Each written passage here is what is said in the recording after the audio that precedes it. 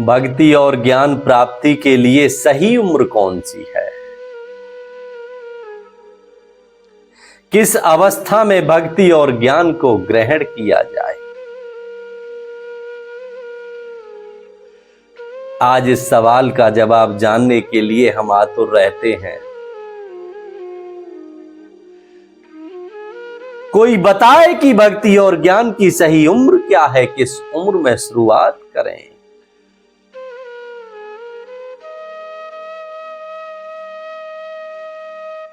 जब आत्मा 84 के दुखों से निकलकर उस पर ब्रह्म परमात्मा के सम्मुख पेश की गई,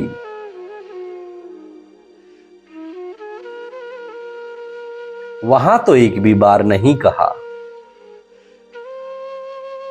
भगवान ने कहा कि हे आत्मा, अब मैं तुझे कल्याण का मार्ग दे रहा हूं।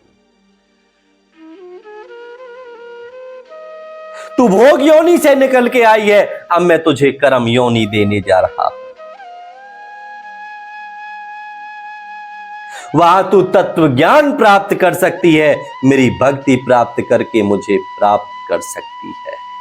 मैं तुझे मानव देह देने जा रहा हूं, जो मृत्यु लोक में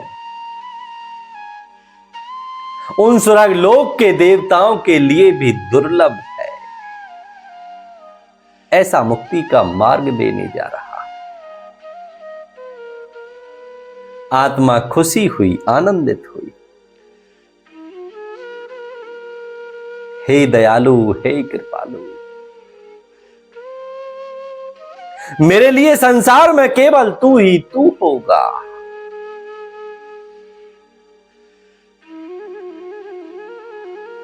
तेरा ही सुमरन होगा, तेरी ही भक्ति होगी, तेरी ही चर्चा होगी, ज्ञान और सत्य का पथ होगा।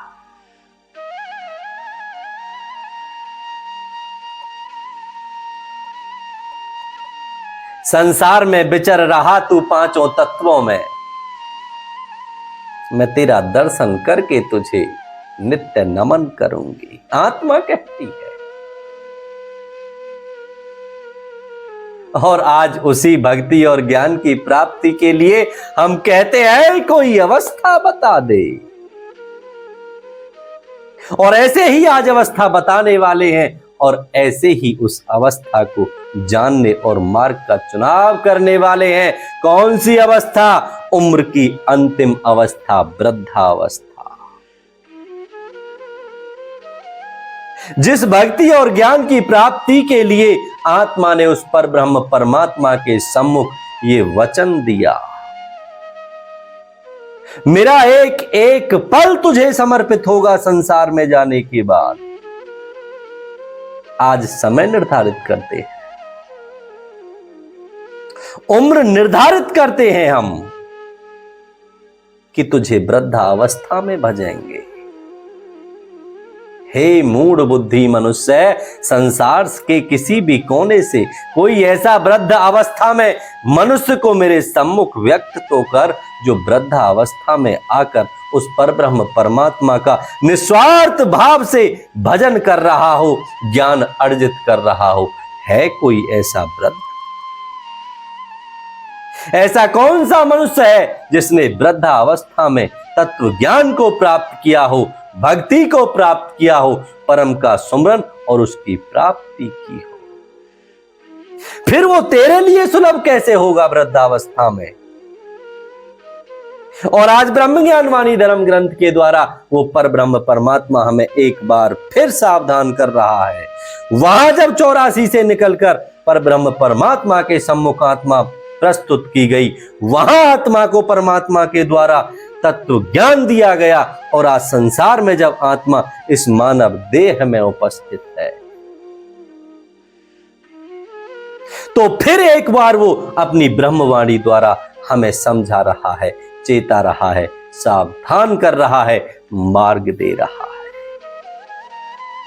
है। बालकपन में ज्ञान ना होई, भूल जवानी में सब कोई, समय बुढ़ापो रोग सतावे, हरि भजन को समय ना आवे। मनुष्य अज्ञानता के कारण भक्ति और ज्ञान को बाल्यावस्था में जवानी की ओर ढकेलता है, जवानी में वृद्धावस्था की ओर ढकेलता है, और वृद्धावस्था में उसका मन इतना पक जाता है संसार में रहकर, संसार के प्रति उसकी इतनी राग, उसका इतना प्रेम हो जाता है कि परम की ओर फिर उसका मन जाना ही नहीं चाहता। और दूसरा, उसके शरीर में रोग इतने हो जाते हैं, फिर कैसी भक्ति, कैसा ज्ञान? आत्मा कैसे खोजे मुक्ति का मार्ग? अब तो उसे रोगों से ही मुक्त होना उसके लिए बड़ी बात हो जाती है। फिर कहां भक्ति, कहां ज्ञान, कैसी भक्ति, कैसा ज्ञान? जब समझ आ जाए कि भक्ति और ज्ञान ही मानव जीवन का परम चरम लक्ष्य है, उसी पल से उसके सुमरन में, उसके ध्यान में, ज्ञान के शब्दों में तल्लीनता आने लगे, तो ही आत्मा को मुक्ति का मार्ग मिल सकता है। अब यहां जब बात आत्म कल्याण और अवस्था की आती है, क्योंकि हमारा मन भक्ति और ज्ञान को वृद्धावस्था की ओर खींचता रहता है, युवानी में और बाल्यावस्था में हमारा मन भक्ति और ज्ञान की ओर चलता ही नहीं, और वृद्धावस्था में हम कभी भी भक्ति और ज्ञान अर्जित कर ही नहीं सकते। ये तो हमारे अज्ञानी मन की कुचाल है, हमारे मन पर माया का प्रभाव है, जो भक्ति और ज्ञान को वृद्धावस्था की ओर ले जा रहा है। भगवान कहते हैं, जब मन ने आत्मा से कहा कि मैं भक्ति और ज्ञान के मार्ग पर चलूं तो मुझे लाभ क्या होगा, मिलेगा क्या? मन कहता है आत्मा से, क्यों चलूं भक्ति और ज्ञान के मार्ग पर? तो आत्मा कहती है मन से, हे मन, एक दिन ना तो तू रहेगा ना ये तन रहेगा, लेकिन मैं तो उस पर ब्रह्म परमात्मा जो अविनाशी है उसका अंश हूं। मेरा कभी किसी काल में अंत नहीं होता। मेरी तो यात्रा तन बदलने की कर्मों के अनुसार निरंतर चलती रहती है। हां, भक्ति और ज्ञान के मार्ग पर चलने से शायद तुझे लाभ ना हो, लेकिन असल में हे मन, मैं तुझे और इस तन को उस पर ब्रह्म परमात्मा से बड़ी मुश्किल से मांग कर लाई हूं। मुझे लाभ होगा क्या? तो आत्मा कहती है, 84 के जाल को काटे ज्ञान अपार, भक्ति शांति ज्ञान में और करे जगत ते पार। आत्मा कहती है मन से, मुझे मुक्ति का मार्ग मिलेगा, मुझे 84 लाख योनियों के कष्ट से मुक्ति का मार्ग मिलेगा यदि मैं तत्व ज्ञान और भक्ति को प्राप्त करूं। हे मन, तू तो जन्म से और मृत्यु तक इस संसार के पीछे ही दौड़ते दौड़ते मेरे दुर्भाग्य का सबसे बड़ा कारण बनेगा। नवाल्यावस्था और युवानी में वासना में तू डूबा रहा, वृद्धावस्था में रोग लग जाएंगे, मैं मुक्ति कैसे, कब और कहां खोजूंगी? हे मन, मुझे तू नरक की ओर ना ढके। तू ज्ञान के शब्दों का चिंतन मंथन कर, परम की निस्वार्थ भक्ति कर, उसमें भाव विभोर होगा। संसार की कोई भी कामना, किसी भी कामना की मन में आसक्ति न रहे, केवल परम प्राप्ति।